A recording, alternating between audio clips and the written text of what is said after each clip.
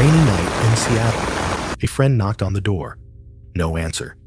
Only a faint, broken sound, raspy, like a cassette tape stuck for a moment, echoed through the lock. He thought it was the heavy breathing of someone asleep and walked away. By morning, Kristen Pfaff was found dead. She was 27, young, gifted, packing her things to start again. And yet, a single broken sound had drawn the line between life and death.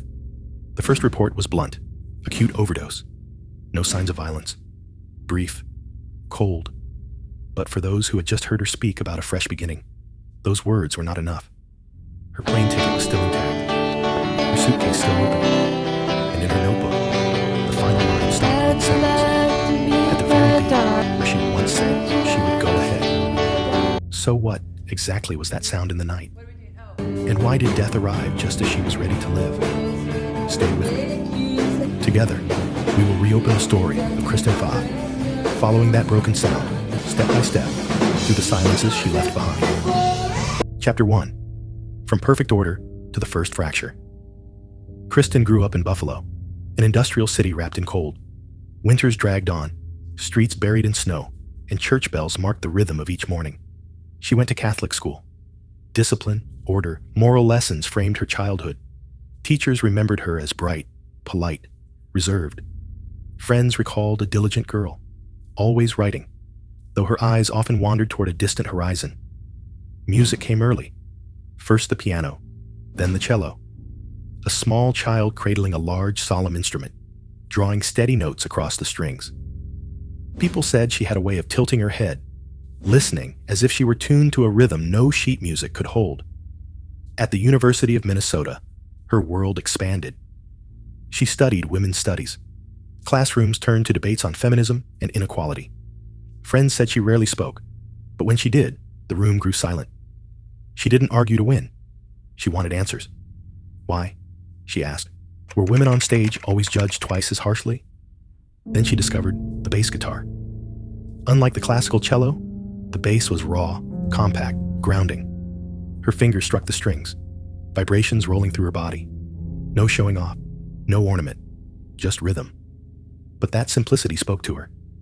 Maybe because the bass was like her, quiet, often overlooked, but essential. In Minneapolis, she and her friends formed the band Janitor Joe. They played in damp basements, water stains running down the walls. Kristen's bass wasn't just rhythm. It became the engine, heavier, tighter, driving the songs forward. One friend remembered, she didn't just play. She made the whole room stop and listen.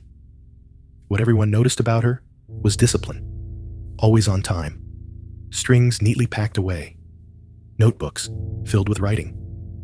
But there was also a suddenness to her, ready to drop everything, to walk on stage without hesitation.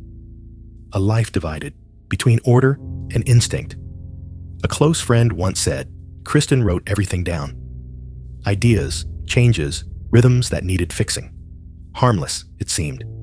But later, when a few pages disappeared, people wondered, what had she written there, and why were they gone? From the quiet streets of Buffalo to the noise of Minneapolis, from the cello to the bass, Kristen walked through many doors. Yet somewhere inside, there was always a private rhythm, one only she could hear. When she left the polished halls of classical music for the damp basements of rock, was she searching for sound, or for a heartbeat strong enough to hold on to? Chapter 2. The door to Hole opens, and the rhythm begins to falter. In the notebook once filled with steady lines, a bar of music was left blank, and at that very moment, another door opened. Hole invited her in, to fill what was missing in their sound. But with it came a pull into the noise beyond music itself. On her first day in rehearsal, her bass line throbbed so deep it made the low ceiling tremble. This track needs the bass to go first, she said, voice calm. How far ahead? The band leader asked, eyes fixed on a calendar with one more date crossed out. A casual question, yet it lingered, like a doubt left hanging in the air. Her bass was tight, compact, forcing the whole group to follow. But in the silences, other sounds crept in. A string of beads, hanging from her case, brushed against the tuning peg with a faint chime. On the table, a cassette marked Only Bass, Take 3, had its date scratched away. These small details seemed to whisper. The rhythm around her was no longer straight. Outwardly, she remained composed, but inside, the timing was shifting. Each glance around the room felt heavier, more suspicious. People were no longer just listening. They were watching and guessing. Was she too rigid? Was she pushing too far ahead? A makeshift interview. The microphone squealed faintly. Who inspired the new haircut? The reporter asked. Kristen glanced at the set list tucked in her pocket, where a bar had been faintly crossed out. From the bass, she answered, curt. The reply froze the room. A silence followed, awkward, like an orchestra missing its downbeat. Back at her apartment, she switched on the computer. 3:17 in the morning. The cold blue glow filled the corner, revealing a flight reservation, unread. On the floor, in the trash, a baggage receipt printed at 3:41, still stained with coffee. A gap of 24 minutes. A small offset, but enough to ask, was it her sudden decision, or had another hand stepped in? In the days that followed, the air in the band grew heavier. Once, the rehearsal door slammed hard, the echo colliding with her still vibrating strings. She closed her notebook, clipped her pen across the spine. Later, a few pages went missing. No one knew why, but everyone remembered her face that day, closed tighter than ever before. The music moved forward, but with it came other noise. Contracts, headlines, sideways glances in the hall. One night, she stood outside on a porch, calling Minneapolis. Her voice low. I'm coming back. Give me a few weeks. The answer came. Yes, come home. Yet the suitcase stayed open. And in her notebook, the final bar still waited, empty. Inside the mix room, lights flickered like a storm. On the amplifier, a contract envelope with its flap half open lay beside a torn ticket stub that matched no stage. The tape machine spun, stuttered, then jammed, right on the beat. Everything stopped. She gathered the music sheets, missing half a final line. Next to them, the torn stub swallowed a secret that never surfaced. Where was she going, that nameless night? And whose hand had torn away the last line, right at the place where the bass was meant to go first? Chapter 3, Seattle, 1994. A plan to return, death approaching. The U-Haul door slammed shut. The cardboard box was slammed. Inside, red tape and black tape offset by exactly 3 millimeters. The real clattered once, short tape. The damp smell of cardboard mixed with Seattle's rain, sharp and earthy, like rotting wood. Outside, the city carried the same scent. Rust bleeding from wet railings. Cigarette smoke tangled with the thin aroma of coffee. In a corner cafe, a scorched paper cup. On the table, a rain-stained newspaper showing a funeral wreath. Someone tapped a spoon until the metal blackened, then cooled. Small details, but together, they painted Seattle in those days, a city heavy with death and addiction. Kristen still carried her bass out of the studio. Her music was solid, certain. Yet when she closed her apartment door, she was closing off an entire world. Friends back in Minneapolis heard her on the phone, her voice lighter than usual. I'll be home soon. This place isn't right anymore. They believed her. She had rented the U-Haul. She had labeled each box, books, records, clothes, ordered, like measures of music neatly written. But the anomaly lay on the table. An unused plane ticket beside a prescription for painkillers. 2 quiet objects, sitting side by side like misplaced beats in a bar of music. A close friend remembered. She smiled, said this time it would be different.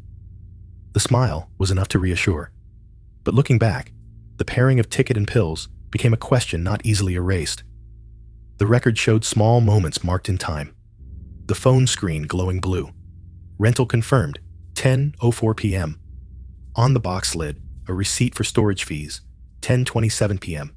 Dust settling on its surface, a gap of 23 minutes, enough for a sudden decision, or enough for someone else to interfere. Tension lingered in the practice room. A door slammed, the echo pressing against the strings of her bass. Kristen frowned, writing fast. Keep time, don't let it break. But that note later vanished, just as parts of her notebook seemed to disappear. In the mixing booth, the VU meters jumped erratically, red to green, like signals of a storm. On the desk, a photocopied contract missing its signature box. The tape spun, stuttered, then jammed, exactly one beat off. A small sound, but in the silence of the studio, it cut like a fracture. Kristen turned her notebook. The old blank space remained, half a final line, right at the mark, bass goes first. Everything around her seemed out of rhythm. Yet the notebook pointed precisely to the place she once held steady for the band. The question now was no longer, will she leave Seattle? It was, who touched that beat before she did? Chapter 4. The Strange Sound. Behind the locked door. The apartment was silent. Boxes sat waiting outside, the U-Haul glowing faintly in the rain. Inside, the bathroom faucet dripped slowly. Paul Erickson, a close friend, stopped by. He knocked, then stood still, listening. A thin sound came from within. It resembled snoring. Relieved, he thought she had simply fallen asleep. He walked back to his car, leaned against the seat, and ignored the flickering light in the hallway. But the anomaly was not small. The secondary lock was missing. The bathtub was still full, the steam not yet gone. And that snoring lasted only for a single beat, then stopped. On the table by the door, her notebook lay open. The last half line was empty, right at the place marked bass goes first. Beneath it, the cassette labeled Only Bass, Take 3, sat tilted, its paper label half scratched away. A low, static hum leaked into the sound of dripping water. Paul recalled later, I thought she was fine. I didn't want to break down the door. A simple statement, but for many, it carried the weight of a sentence. If someone had knocked just once more, would the rhythm have changed? The forensic report the next morning gave an estimated time, between midnight and dawn. No signs of violence, just acute overdose. Yet the file also noted unusual details. A metal tube left on the floor, empty pill packets in the trash, their printed dates not the same. The phone log displayed 2:18 a.m. A voicemail left, no answer. The official report marked 9:05 a.m. when the door was finally broken. Between those 2 points, 7 hours of silence. The small bathroom had cooled, its steam vanished. On the mirror, a half-wiped streak remained. Some believed she had stood there for a long time, only to walk away unfinished. On the floor, her broken string of beads scattered, one bead rolling to the crack of the door. These fragments, scattered and incomplete, could not form a final conclusion. Yet together, they left a larger emptiness. An emptiness lying exactly where the last bar of music had been left blank. That night, if someone had opened the door sooner, if they had not trusted the fleeting sound of snoring, would Kristen's music have continued? Or was it always meant to stop at the silent bar? Chapter 5. The forensic report closes, the emptiness remains. The morning after, the apartment's silence was replaced by flashing blue and red lights at the doorway. Police entered. Yellow tape sealed every corner. A preliminary report appeared, neat as any other file. Acute overdose. No signs of violence. Brief. Cold. As if a few lines could close the story of a life. But as the report was read aloud under fluorescent light, some shook their heads. Her family remembered her voice, still bright, just days before. Friends insisted she was preparing to come home. How then could the ending be so opposite? The forensic file listed precise numbers, toxicology levels, and estimated time of death. Yet within those numbers, there were gaps. The report said no external trauma. And yet, a metal tube remained on the floor, and pill packets in the trash carried different printed dates. Inconsistencies like notes out of tune, making the entire piece sound unsettled. One examiner later recalled, every procedure was followed. But the feeling, it wasn't enough. That remark never entered the official record. It existed only by word of mouth. And because it was never written, it deepened the unease. Her family wanted more answers. But the media at that time was consumed with another headline-grabbing case. The death of a young bass player slipped to the back pages, buried in a few short columns.